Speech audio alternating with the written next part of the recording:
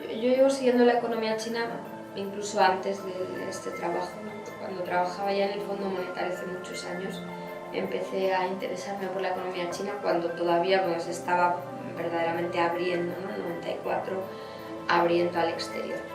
Entonces yo creo que China ha pasado por distintas fases desde el momento de la apertura, no voy más atrás. La primera, desde el 94, es una apertura muy rápida hasta el 2001, la entrada en la Organización Mundial de Comercio.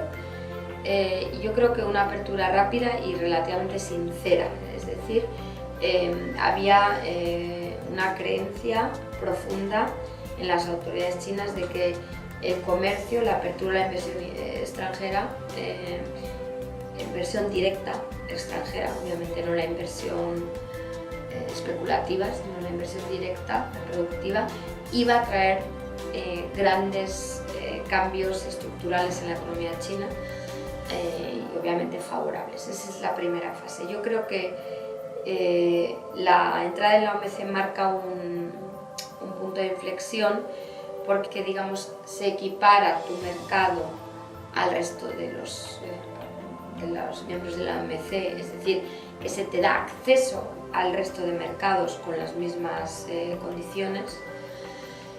Ya estás jugando en el mismo campo, ¿no? Y ahí la pregunta es, bueno, una vez que ya tengo esas condiciones, yo quiero abrir mi propio campo más allá de lo que ya he comprometido dentro de la OMC. Yo creo que es ahí China cuando empieza a replantearse si su mercado de por sí no sea suficientemente grande para que el coste-beneficio de una apertura mayor no sea tan favorable, ¿no? De lo que recibes a lo que tienes que dar una vez tú te abras más de manera unilateral, digamos, o sea, voluntaria, no obligatoria como eran los requisitos de la OMC. Y yo creo que ahí es cuando poco a poco, viendo que el tamaño de la economía china prácticamente se duplica en términos nominales, yo creo que prácticamente cada 6 años se duplicaba, 6 o 7 años, el PIB, ¿no? O sea, cuando tú ves que tu tendencia de crecimiento es muy superior a la de los vecinos, que va a acabar siendo la principal economía del mundo, cosa que ya en previsiones de, hablo hace 10 años, los chinos tenían en mente, empiezas a valorar de manera diferente tu posición respecto a la posible mayor apertura del resto del mundo. Empiezas a pensar que es más interesante no ofrecer esa apertura total de tu mercado que tener una relativa mayor apertura del resto del mundo.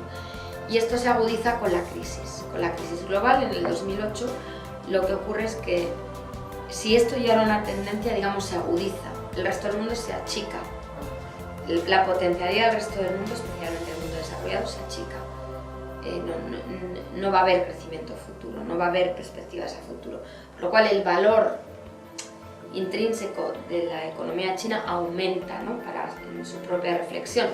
También, por cierto, el del resto del mundo emergente, porque en cierto modo va asociado, ¿no? Entonces no ven la ganancia de abrirse a ese mercado desarrollado, que lo que más necesita ahora es otro mercado para sobrevivir, como el de China.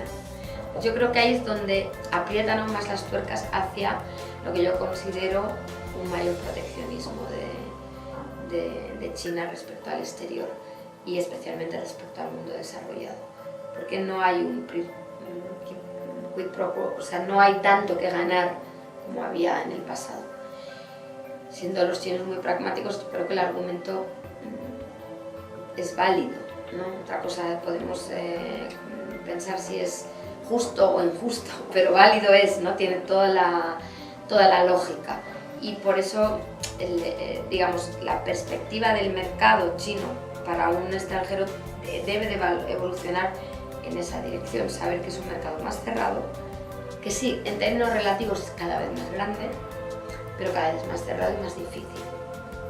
No es un dorado donde uno llega y puede fácilmente hacer negocio. Yo creo que esa época pasó hace mucho tiempo.